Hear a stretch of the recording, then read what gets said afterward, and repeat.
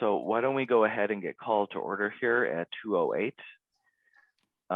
Kathy, could you take minutes? Yes. Yes. Go ahead. And first item of business up is the taking a look at the minutes from April 27th. They looked good to me. I sent them out in the email with the link. Any questions, comments? Otherwise, look for a motion to approve. So moved. Kathy, would you like to second? Second, yes. All in favor? Aye. Aye. It was a All right, minutes are approved. That takes us up to our conversation. And I think when we were talking about this last time that we were thinking mostly in terms of following up on Friends and Museum in terms of looking forward. I think particularly with the discussion last night at the board meeting, I think we're talked through most of the items as far as the Friends that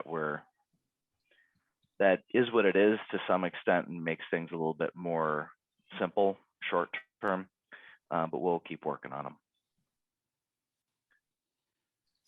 So I guess one question I have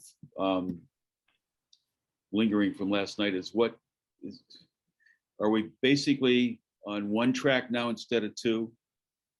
In other words, the one track being pursuing the option with the property across the street, the museum in the village, and putting on hold the second track where we try and raise. No. Try and, I mean, the second track really is, if we're not part of the Friends or we're not merged, then we're competing. And I'm not sure that we're ready to do that. I'm just asking, you know. Well, I think I don't think we're up to a point where a lot of multitasking is going to be good for our burgeoning campaign planning abilities. Well, plus, if we don't know the answer to the first question, we don't know what we're raising money for. Right. So my understanding was that we would, be focusing right now on the campaign for raising the funds potentially for that PNC Bank building, and then the completion of that space and the renovation of the wood building space. That we would focus on doing that. I do think that an annual fund and long-term campaign planning, that all sorts of needs that we need to do that, but I think if we try and do that at the same time that we're getting into things with a museum, I think we're just going to be tripping over ourselves.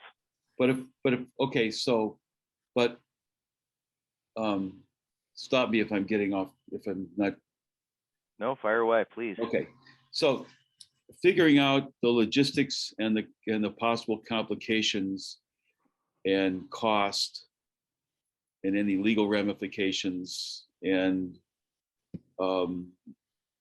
maybe the implications of a joint venture with the museum are all kind of and getting answers to all that are all kind of a conditioned precedent to raising money for any type of joint venture campaign, right? I mean, I'm saying that needs to be laid. There's still a lot of work to do, I think, is what I'm hearing, before we could, go to the street with a proposal for people to fund something, that would benefit both, museum, the village, and the library. Yes, John, that actually, that was Steve Krause kind of interrupted the conversation the other day, saying, look, we're not ready. We're not at the fundraising point. We got to figure out how to make an offer on a building. We have to figure out how to hold that building until we have, blah, blah, blah, blah, blah. We have to figure out this John Caton, an engineer, what it's going to cost. So the ultimate goal would be this, this three-way agreement to get a hold of this building, get the deed transferred, get everybody moved around and settled. But we're nowhere ready to go out on the street and talk about that. However, and that's long-term, fingers crossed, but then in the short term, we would have to have some idea as to what the cost of this large project would be. And for the library's purposes, it would be, what would it cost? Well, first of all, they kept stressing actually two things. Stressing, can you prove you need the space? There seems to be some concern the library doesn't need this space. That's easy for us to do. Yeah, that seems self-evident. Yeah. Yeah. And then the second thing is, what would it cost us to repurpose the area? And then there was one other thing, which if it comes We to don't know the answer to that yet, right? to The repurpose cost. No, we don't know No. we don't know the cost of that. Joe put together some nice diagrams of options for moving things around. He said, Eric, correct me if I'm wrong, that in a couple of weeks he would get out and be able to. He was going to talk to Shane McNutt, which is their partner contractor, to kind of rough out costs. Nothing. Right. And No. I got a response back from Oh. Joe with when I sent him our feedback, and I will be sending that email out to the building and grounds this afternoon. Okay. Does it give a number, or is it? It does not. Okay, all right. It's kind of I got the impression it's kind of a slippery slope, because for us to really get firm numbers, we have got to engage and begin to some degree in terms of a contract, and we don't want to do that. So how much he can give us without a charge, and he realizes that's what we would like, is some kind of estimate and how firm that is, but we're not at that point yet. I know what the third thing was. Kathy O'Hara said this in a conversation with Eric, and then she repeated it when I was there. And that was that part of the agreement, and this is part of the agreement to make it stick, was that the library had to agree that we would not fundraise for further expansion. I don't know why that's a statement. And I realized after she asked me, I was like, well, sure, this is what we want to do. But then I realized, well, heck, we can't speak to the needs of the library going forward. So I don't know if she was talking about all the different, deals. Why would she care? I don't know. It sounds like Yeah. it's got something to do with the village. And so that's a question. And I put that in the committee notes to get a reason for that statement. Right. Yeah, when I saw that, it seemed like an odd comment. Yeah. And the only reason I know in particular is when, a long time ago, when we talked with architects, they said, if you didn't have this short little parking spot, you could actually go out to the south and add a little bit of office space. So there's not a lot of footprint there, but for us to rule it out as never ever happening, I think is not a reasonable request. No, I agree. So we'll have to find out more about that.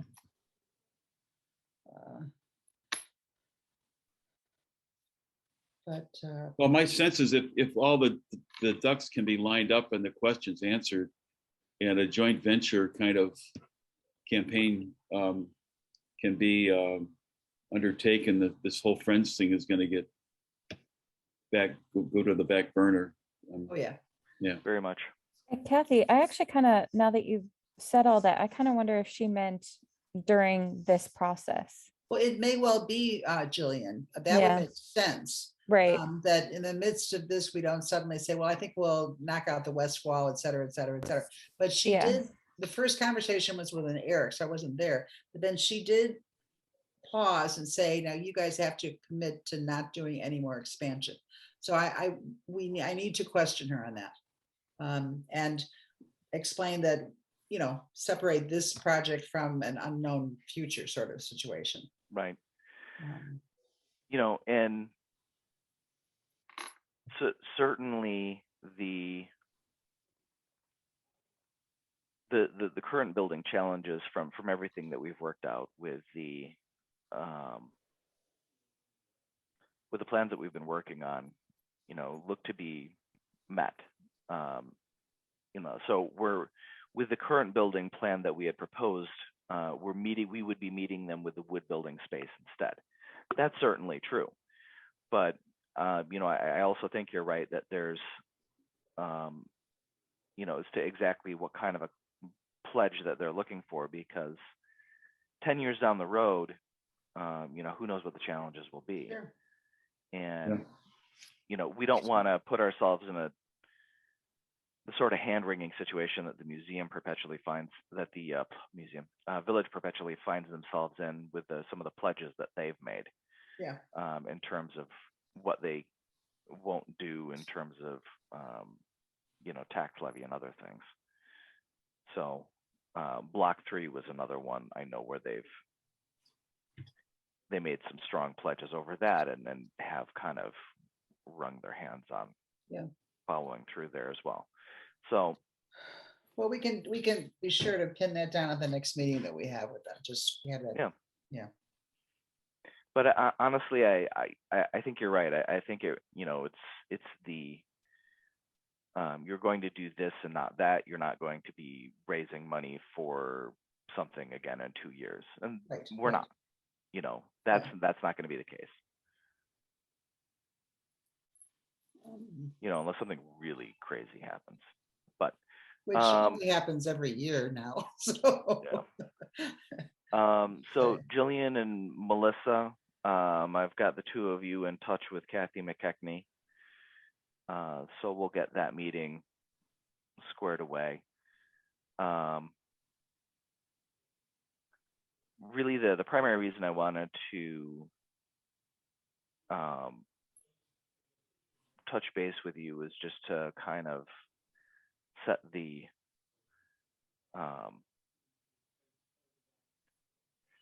stage, so to speak, for this partnership, since our time working with the museum can sometimes be interesting. So, I don't want to, put you guys in a position where you're looking for, hazards at every step. But I do kind of want to let you know how this is coming together as well, so that you're have a good picture of things. Yeah, and to that point, Eric, Janie mentioned at the board meeting last night, I did notice that Kathy McKechnie will be vacating the position of president, and Kathy O'Hara will be going on as president. And I recalled that the last time our little group got together, Kathy McKechnie, and I apologize, there's just a lot of Kathys involved in this. Kathy McKechnie had said she wanted to meet with Melissa and Jillian. I think Kathy McKechnie, Jillian, and Melissa could be a very strong team moving forward in terms of outreach and publicity and contact and fundraising. I think that perhaps that's a stronger team than Kathy O'Hara would be as part of that triumphant, whatever. So ladies, you might want to keep that in mind, that if there's some reorganization of responsibility there, opting to work with Kathy McKechnie, I think would be a better option, and let Kathy O'Hara take over the kind of administrative action of being president. I think you'd be pleased working with her and kind of moving ahead with her. Well, and being able to partner with the museum would give us some campaign leadership too. Yes. Which volunteer yes. campaign leadership. Yes. Yeah, and they also talked about, I don't know how much we don't provide ourselves, but they talked about the village communication and newsletters and websites and so on and so forth. So it's all good. It's all good. It's all good. And coming from the village of Lake Bluff, I think that speaks volume. So. Yep, absolutely. This is a plan and a partnership that would give us a lot more resources and a lot more momentum to work with. How are things going with Drew? I beg your pardon? Seems to be so far. Seems to be good, fine so far. How things are going with Drew is what I asked Kathy. We have not had a conversation with Drew. So okay. That's been with Kathy O'Hara. He and Kathy are, so hopefully that understanding, okay.